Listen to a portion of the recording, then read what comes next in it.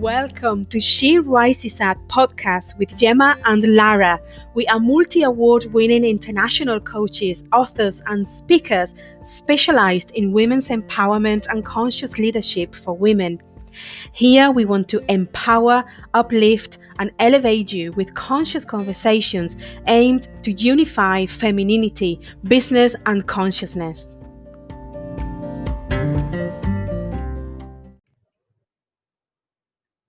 Welcome back to episode 15 of She Who Rises Up podcast. Gemma, hello. Hello, Lara. Hello, everybody who's listening. How are you? Where are you? What are you doing? I'm in Spain. I'm in a village called Chiclana near to the land where I'm currently building and living. to say something. Yes. Amazing. So I'm here in London enjoying my last few days of what I call freedom. And my freedom is not the mainstream freedom. My freedom is that I am going to Spain in a few days and I won't sleep for the next couple of months, Gemma, because I normally sleep with dogs and cats. Yes, you do. Spain. So which means that I'm going to have to say goodbye to sleeping. To sleeping alone, to sleeping comfortably. Exactly. To wake up full of fur and love. But waking up with it from a different perspective, exactly surrounded by furry love. So I'm looking forward to that, and also looking forward to having our conversation today. And as if you've been listening to us, you know that this podcast it's divided into two sections. The first section, we share an experience or a lesson or a remembrance that we've had over the last couple of weeks. And then we will embark into speaking and sharing or channeling whatever comes through when it comes to the card that we've picked for you. So, Gemma, do you want to get started with your lesson? What was your greatest lesson? Yeah. Well, the past 2 weeks, it has been really an eye-opener because it showed me something that I didn't know. I don't know if I've mentioned before, but I've been working hard with my other half in preparing our houses to put them to rent, and then we decided to move into the country, and we building a house there. It's been hard work for 2 months. We've had fun, and we've done it with lots of love, but it was a lot of physical demand for what we had to do. And it got to a point where, okay, well, everything is sorted, flats are rented, we are here in the country, everything is ready to leave. Whatever we have to do now, there's still lots to do, but there's no urgency. So I relaxed. And the moment I relaxed, I felt the body going down. And it went down in a big way into a huge sadness, close to depression. And it really confused me because I didn't know what was happening. I've suffered from sadness before most of my life, which taught me a lot. But I managed to overcome it, and I haven't felt that sadness for such a long time. And I kept looking for the what was behind the emotion. I believe, and I think it's a truth, that we have thoughts, and these thoughts we engage in any thought that we have, and that engagement with the thought start creating a story. It can be a beautiful story, or we can also create a drama in our lives, but we create it. We are the creators of our experience, and we create that with the thought, and then that story then suddenly creates emotions in your body. So, like, as always, that's the way I manage myself. I was looking into the emotion, and instead of managing the emotion, I don't do that anymore. I just go to the to look for the thought that provoked those emotions, and I couldn't find it. I couldn't find the thought. I couldn't find the origin of that emotion, and I was really confused. I didn't know what was going on with me, until one night. Then I got it, and I realized it was physical exhaustion. I don't know much about biology, but what I know is that, or what I instinctively know, is that my body is suddenly relaxed. The adrenaline that was running fast in my body suddenly changed, the level changed in the body. Some other chemical must have kicked in, and then I went down because my body needed to rest. And then it used its own chemicals to stop me so that I couldn't continue. It stopped the connection with my mind, stopped the connection with the soul, And I went down into the sadness, into this the depressive mood, so that I could stop it, because it needed the time to recover. And then when I realized, I thought, okay, so this is totally new for me. It's a new level. I always thought that mind created the body and the body was under the instructions of the mind. But if this is true, what I'm seeing, in this case, the body took control and stopped the mind, stopped the heart, stopped the soul, and it said, I need to rest. I'm going to use my chemicals to stop this body, and it needs to rest. And that's where I am right now. It's a totally new experience for me. I've been learning about the body for a long time, for a while now, because I kind of dedicated myself to work on the spirituality, the mind, and the body wasn't that important until I realized that it really is. And this brings this to a new level, that the body can actually take control and say, stop everything. I need to stop. So that was something else. Wow. And so what I'm hearing there, it's again the importance of, because how many times when we dive into the world of spirituality and raising our consciousness, that we're so out there that we disconnect so much from our bodies, right? And I'm guilty of that, where in the past I was all about the physical, and then I went to the other extreme where it was all about the spiritual side and developing that actually I neglected the body. Mm-hmm. Was about how important to use the body as the vehicle, right? Ultimately, and not neglect it. It's so we wouldn't be able to do the work without the body. Exactly. The body is the vehicle through which our consciousness come through, is the way it channels our soul into this earth. So it needs to be healthy and it needs to be in good condition. And I just realized, listening to you, Lara, that I've always kind of neglected my body. It wasn't that important. And getting into the spirituality and thinking that the body wasn't important was the perfect excuse. Oh, no, I don't need to worry about the body. I can focus on the soul. I can focus on the mind.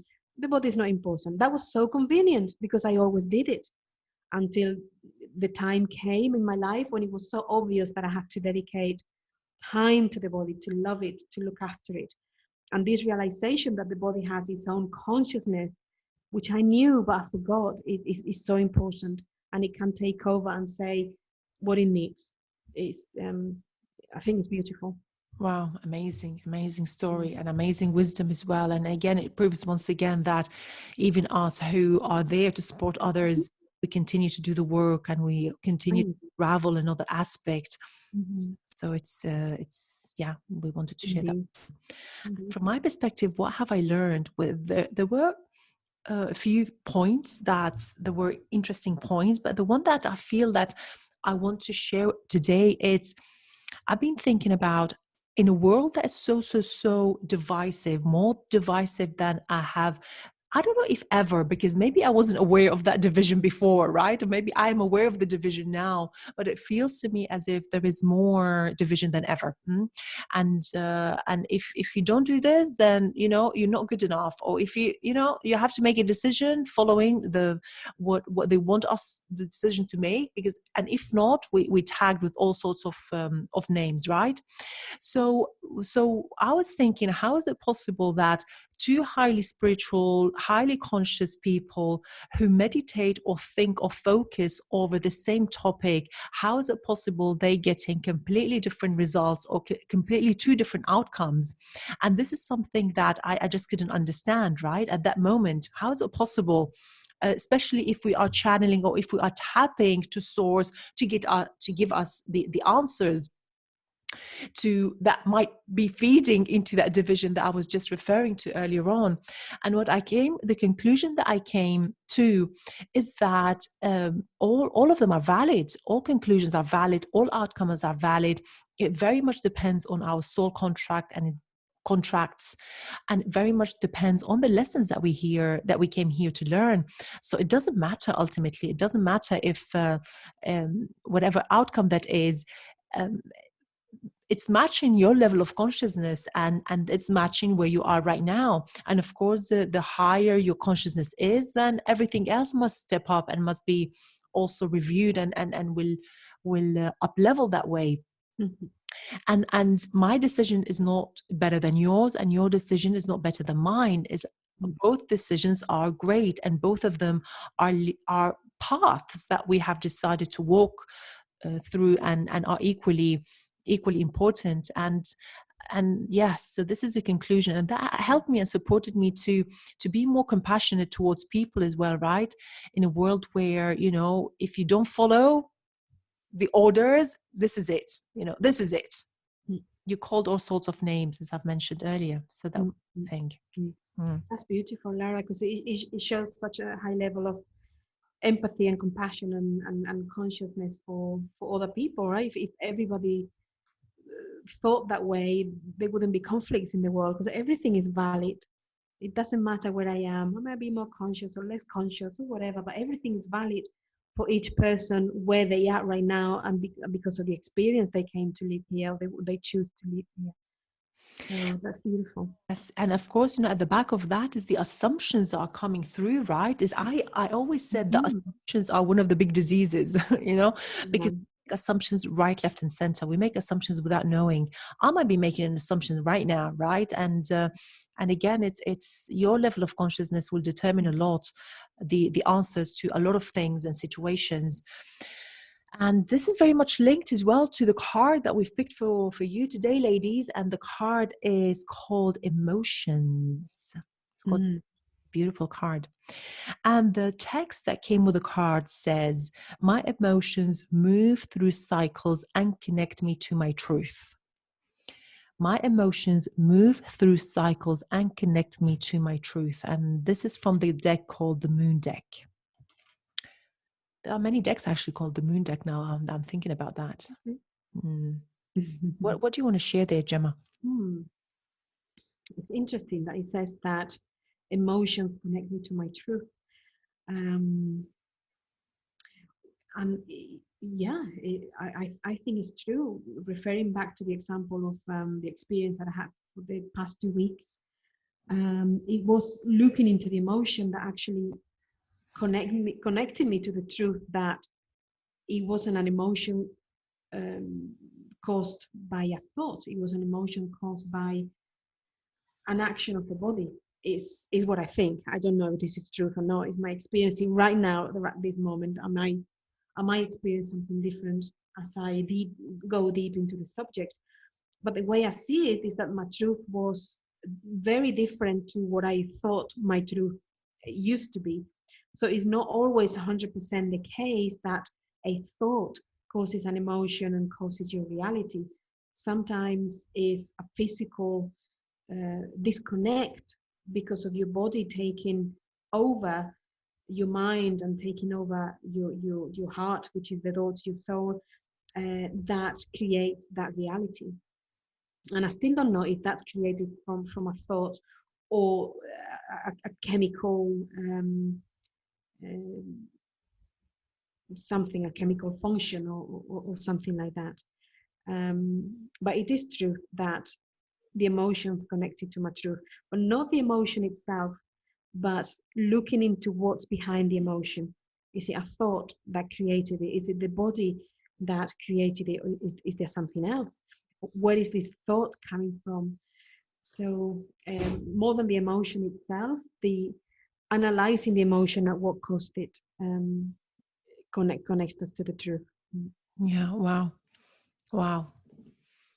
Of course, obviously it connects us to the truth, right? I mean, we say that if you want to heal, you have to feel, right? If you want to heal, you have to feel. So if I want to know my truth, I need to go through those emotions. A world where emotions are not approved of, right? Yeah. World where, as part of the socialization process, we have been told that it's not okay to feel certain things, right? So basically, we have suppressed emotions. So wonder why and how so many people actually don't know how to feel, or don't know how to manage their emotions. Because of that, when actually we've got yesterday, when was it? Yesterday or before yesterday? I don't remember.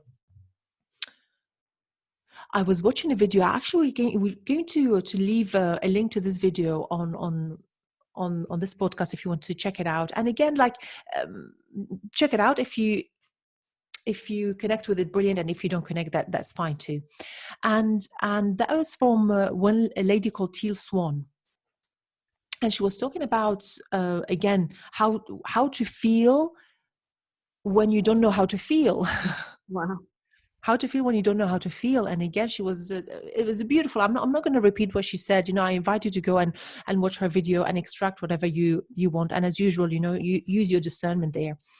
But there was something very important, and that reminded me of a situation I was involved in. How long was it? Maybe a couple of years ago, maybe one of the last networking events that I was in before this whole situation kicked in, where I remember somebody said that they expected their coach to be very directive, very goal oriented. They didn't want this whole feeling situation. They didn't want to that, because their coach were telling them how to connect to their feelings, and that person didn't want that. They were very oriented on goals, and that made me think, like, oh wow, how connected are you? How do we realize that by me not connecting to my emotions, I'm also neglecting a huge part of myself, right?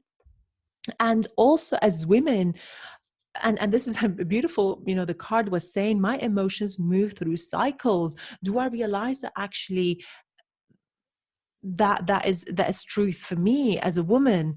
And I remember, when was it, a few weeks ago, when I was teaching or in a teaching situation, and the words were not coming as eloquent or as precise as other times. And I realized when I went to check on my calendar that it was actually a monthly pattern. And of course that gave me assisted me to be more kind and more compassionate towards myself, right? Because my emotions go through cycles, and I need to be aware, number one, of those cycles in order to be aware of those emotions. And something else, that the world seems to be obsessed with the word happiness, right? I need to be happy, happy, happy. Well, these days I'm not sure what's the word, but happiness is, it's that's what mostly people want. And then I wonder why happiness is only one of the many situations or many feelings that exist. I know that we have talked about that before, so this is a good reminder to say that actually all emotions are there to be felt, and we're not going to discriminate against our emotions. So that was coming to mind too. How beautiful. It reminds me of after I discovered that it was a physical reaction that I experienced, and that caused the sadness and the depression. I had an appointment with my kinesiologist the next day, and he told me exactly the same. He said, you're reaching the point to depression, but don't worry, because it's not emotional, it's physical. I said, I knew it. I got it last night. And he said, just allow it. Allow yourself to feel that way. Allow your body to relax and rest and do whatever it needs to do, and feel what's coming, whatever it is. Just feel it. Just feel it. So that was it. That's what he said. And there's this connection, right? If I don't feel, I'm disconnecting. Exactly. So we have basically been conditioned as society, and the world has been conditioned to say that certain feelings are not okay to be felt, and certain emotions are not there to be felt. Basically, they're saying it's not okay to be connected to yourself. So it's wow, unbelievable. Another thought was coming to my mind that I wanted to share with our beautiful ladies, and that is, what is the reason that we might be overindulging emotions? What is the reason? Is that emotion feeding something within you? Maybe it's disempowering. Again, we always say that any change happens with awareness. That's the first step to change. Always awareness, and then you make a decision whether you want to change it or not. So the thought is that. Yeah. I remember you asked me that question when I was going through my process, and I thought, oh my God, am I going back to my old patterns of feeling sad? What am I? What is it that I want to experience or call through or provoked?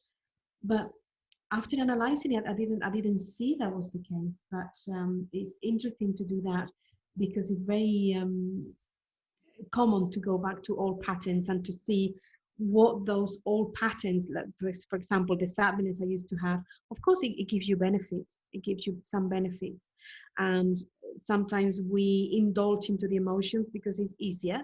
We get certain things by being sad or being whatever it is. So we might not want to come out of there. It wasn't the case, but it made me realize that that that could have been that I was looking for something by going back to being sad. Thankfully, it wasn't the case. Wow. Exactly. Because sometimes they can feed something, right? It can Mhm. serve us and provide. There are no other reasons, right? And I'm thinking, for example, my mother, who's got dementia. That then, of course, understanding mental health is important, right? And the chemical imbalances in the body. And if this is not the case, then I would ask myself, what is the reason? Why am I engaging with this emotion? What is this emotion feeding in me? Mhm. And how can I what is it feeding in me? Mhm. And about, again, neglecting the emotions, right? If I remember, in fact, when my mom was diagnosed with dementia, oh, Gemma, the whole weekend I grieved, Mhm. and thank goodness that I knew that grieving was okay, right? Mhm. A Mhm. person who I've been told so many times, Lara, you're so positive, this and that. Well, positive is only one of the many states that exist. And it was the allowance of me feeling grief at that moment of time that allowed me to move on. It allowed me to move on. It allowed me to show up. Mhm. So it took its place, and it took its, Mhm. and it served me. That grief was healing, in fact. Mhm. Yeah. Yeah, that's beautiful. And yeah, the moment I realized that my sadness was coming from a physical reaction, that I instantly felt better because I knew the why. I knew what was going through with me. Yeah, The not knowing was making me be even worse because I wasn't allowing it because I wanted to know why.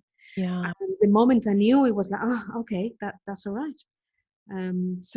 Yeah, allowing the emotions and the knowing why it's happening is important to know if we are falling into another pattern, if it's something new, like my case in this occasion. It's important to see. Yeah, amazing. Shall we Mhm. start wrapping up? Let's do it. Okay. Let's do it. Any last words of wisdom or anything else that you'd like to share with the ladies? No, nothing is coming. Maybe just to like it happened to me. I had my truth. I was living my truth as absolute truth, and there's a new side to it, which adds to the truth. It doesn't make the previous truth invalid, but it opens it up to new things. So even if we know something that is truth, we always have to stay open to see really is there something else beyond that truth. What if this wasn't true after all? Or what if I open up to expand this truth beyond? So that's what came. Wow, I love that. It reminds me, one of the ladies that was part of the RISE program, the Women's Empowerment Program, m- brought up something so beautiful. Was it a couple of weeks ago? I think, when we saw each other, and that was authenticity um, versus flexibility, right? So the fact that you're authentic, it doesn't mean that we are, this is it, set on the table, set on stone. We can't move. There is no flexibility into Mhm. it. In fact, it's that flexibility that will allow you as well to show up even more authentically, as you Indeed, said, right? indeed, I love that. It's cyclical. Everything is cyclical. Yes, yes, everything is cyclical, and at the end of the day, you realize that you don't really know anything. You know to a certain point. You know to the level to where your consciousness has developed, or whether to the point that you have remembered things and remember who you are. But there's always more. There's always more. There's always a new level. So we really know nothing. We're just basically scraping the base of what was possible. Amazing. I love it. I love it. And from my perspective, I would say there is something called the Lion's Gate is an energetic portal that apparently, and I say apparently because I don't know much about astrology, so I'm not an expert. I'm just repeating now what I've read. So why am I sharing this with you? Because when it comes to the topic of today, emotions, let's be mindful. Let's see if this energetic portal that apparently is open until, or it's active until the 22nd of August, might also affect how you feel. Is something to be mindful of. Having said that, the little disclaimer or the little note is now, don't blame it, don't blame on it, on the Lion's Gate, on the portal. Something to be mindful of. Yeah. Yeah, exactly. Always taking responsibility, right? Exactly. Okay, thank you so much, ladies, for being with us today, and we'll see you in 2 weeks' time. See you in 2 weeks' time. Bye-bye.